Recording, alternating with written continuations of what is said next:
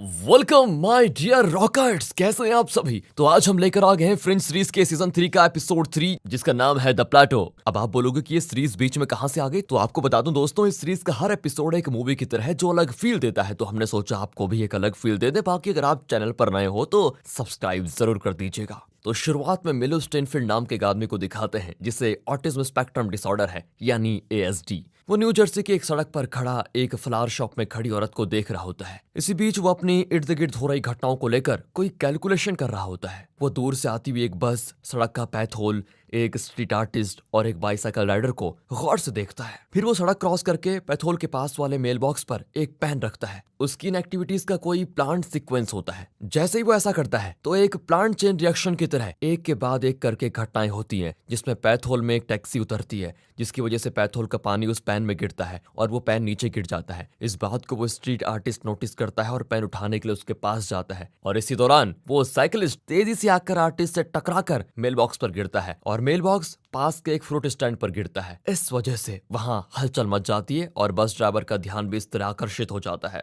ध्यान भटकने से वो ट्रैफिक सिग्नल को रेड होते हुए नहीं देखता और सीधे जाकर बस को उस औरत के ऊपर चला देता है। वो औरत ऑन द स्पॉट मर जाती है। इस तरह मिलो का प्लान रहा सक्सेसफुल और वो उस जगह से आराम से चला जाता है। अगले सीन में FBI स्पेशल एजेंट ओलिविया डोनम को दिखाते हैं, जो होमलैंड सिक्योरिटी के फ्रिंज डिवीजन में काम करती है। ये पैरानॉर्मल एक्टिविटीज में स्पेशलिस्ट है। दरअसल एक हेड इंजरी की वजह से ओलिवा कई दिन बाद आज काम पे लौट रही है। फ्रिंज हेडक्वार्टर्स में उसका टीम सुपरवाइजर चार्ली उसका स्वागत करता है। तभी हमें इस एजेंसी के चीफ वॉल्टरनेट बिशप को दिखाते हैं, जो ओलिविया की वापसी के बारे में फिलिप नाम के एक लैब असिस्टेंट से बात कर रहा होता है। फिलिप परेशान होकर कहता है कि ये असली ओलिविया नहीं बल्कि फॉक्स लिविया नाम की एक डुप्लीकेट है। इसे हमारी टीम में शामिल करने का आपका फैसला गलत था। वॉल्टरनेट कहता है कि मैं बिना वजह कुछ नहीं करता। दरअसल मैंने असली ओलिविया की मेमोरीज को फॉक्स लिविया के ब्रेन में इम्प्लांट किया है। इसकी वजह यह है कि सिर्फ फॉक्स लिविया ही बिना किसी प्रॉब्लम के इस यूनिवर्स से दूसरे यूनिवर्स में ट्रैवल कर सकती है। मैं ये जानना चाहता हूँ कि ये यूनिवर्सेस के बीच में ट्रैवल कैसे करती है आखिर।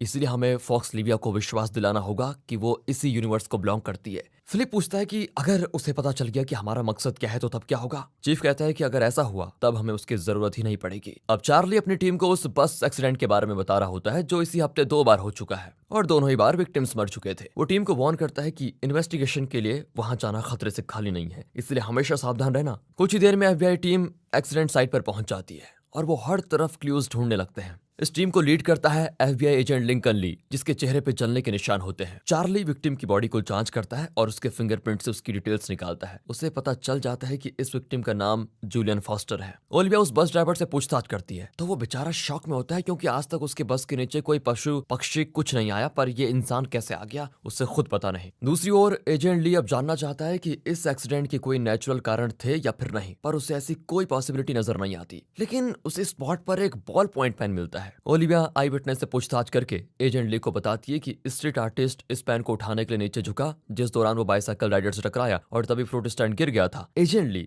अब इस नतीजे पे पहुंचता है कि इस पूरी घटना की शुरुआत इस पेन से हुई थी। इसके बाद एक चेन रिएक्शन की तरह घटनाएं हुई और अंत में विक्टिम की मौत हो गई। अगले दिन फ्रिंज हेडक्वार्टर्स में एजेंट ली और चार्ली ये पता लगाने की कोशिश करते हैं कि एक ही हफ्ते में हुए इन 2 बस एक्सीडेंट्स के बीच कनेक्शन क्या है आखिर। एजेंट ली पहले एक्सीडेंट स्पॉट की फोटोज और उसी बॉल पॉइंट पेन को देखता है जो दूसरे एक्सीडेंट स्पॉट पर था। उसे अब शक होने लगता है कि दोनों ही एक्सीडेंट्स नहीं थे, बल्कि एक्सीडेंट की तरह प्लान की गई घटनाएं थी। अब वो फ्रिंज एजेंसी की मैथमेटिशियन एस्टेट से मिलते हैं और इन घटनाओं की डिटेल्स बताते हैं। वो कहती है कि एक ही इंसान 2 बार एक ही तरह से, और वो भी अपनी मर्जी के मुताबिक, इस तरह की घटना श्रृंखला को अंजाम नहीं दे सकता। अब उन्हें इसी बीच खबर मिलती है कि इन 2 एक्सीडेंट्स जैसा एक तीसरा भी एक्सीडेंट हो चुका है।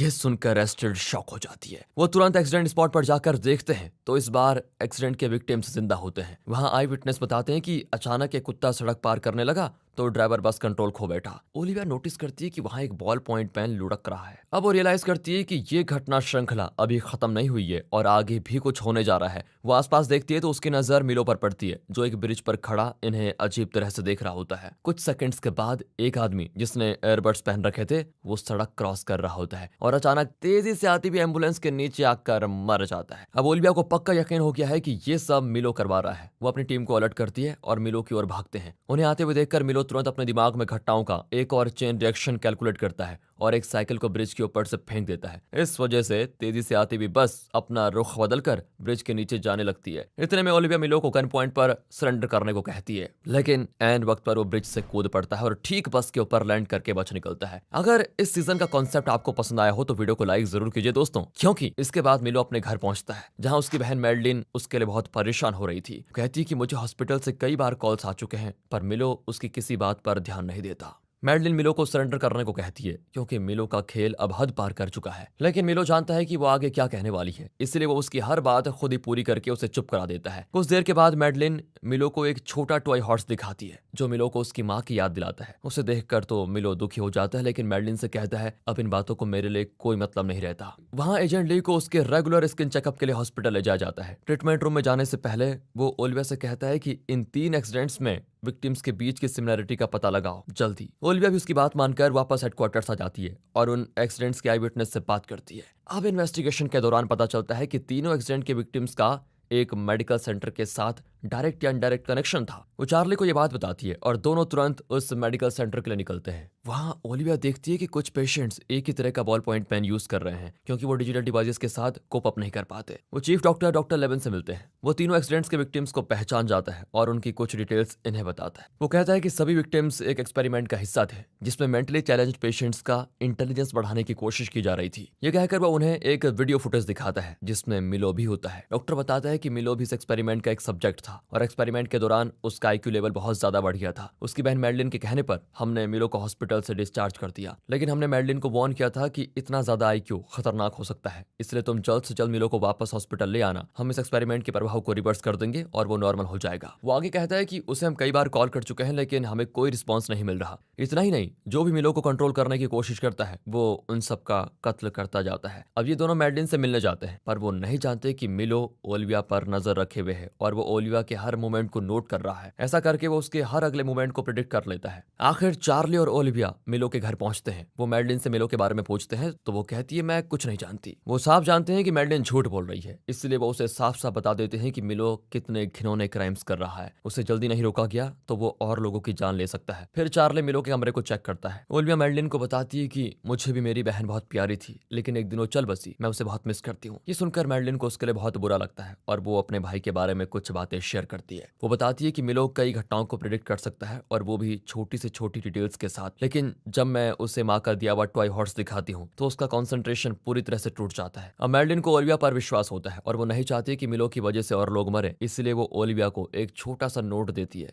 जिसमें उस होटल का एड्रेस होता है जहां मिलो ठहरा हुआ है। ओलिविया और चार्ली एस्टेट के साथ डिस्कस करते हैं कि मिलो को पकड़े कैसे, लेकिन जल्दी वो रियलाइज करते हैं कि वो जो भी प्लान करेंगे उसे मिलो पहले ही प्रिडिक्ट कर लेगा, इसलिए वो बिना किसी प्लान के सीधे मिलो के होटल पहुंच जाते हैं। मिलो अपने होटल रूम से नीचे देख रहा होता है और वो कैलकुलेट कर रहा होता है कि अगले कुछ मिनटों में यहाँ पर क्या होने वाला है। अपनी इसी काबिलियत के जरिए वो प्रिडिक्ट कर लेता है कि ओलिविया और चार्ली यहाँ पर आएंगे, उसे चेस करेंगे। वो ये भी कैलकुलेट कर लेता है कि वो ओलिविया को एक कंस्ट्रक्शन साइट पर लेकर जाएगा जहाँ हवा बहुत पतली होती है, यानी ऑक्सीजन बहुत ही कम। वहाँ सीमेंट ब्लॉक्स के ढेर के नीचे वो ओलिविया को फंसाकर मार डालेगा। अब जैसा उसने प्रिडिक्ट किया वैसे ही ओलिविया और चार्ली होटल पहुंच जाते हैं। वो देखते हैं कि मिलो सड़क पर खड़ा है। वो मिलो की ओर भागते हैं और वो सीधे कंस्ट्रक्शन साइट की ओर भाग जाता है। दोनों उसे चेस करते हैं। ओलिविया नहीं जानती कि यह मिलो का ट्रैप है। वहां पर थिन एयर का वार्निंग साइन भी होता है, लेकिन ओलिविया उसे नहीं देखती। अगर वो साइन बोर्ड देख लेती तो रेस्पिरेटर पहनने के लिए रुक जाती। अब मिलो ने प्रेडिक्ट किया था कि जब वो रेस्पिरेटर के लिए रुकेगी तो वो अपना अटैक करेगा, लेकिन वो ऐसा नहीं करती, जिसकी वजह से मिलो की कैलकुलेशन हो जाती गलत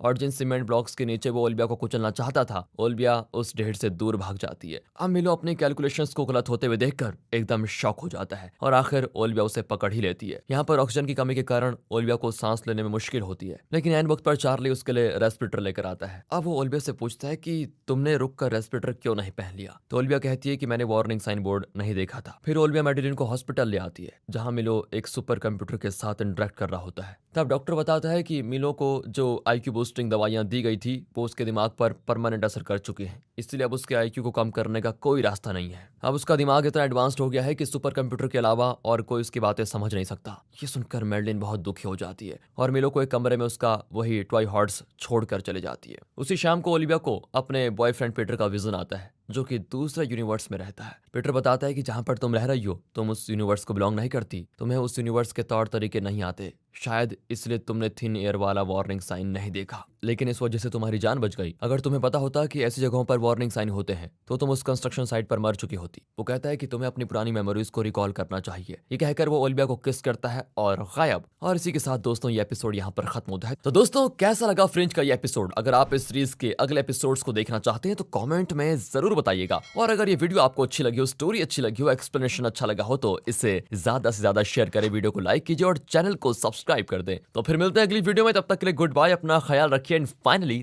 थैंक्स फॉर वॉचिंग।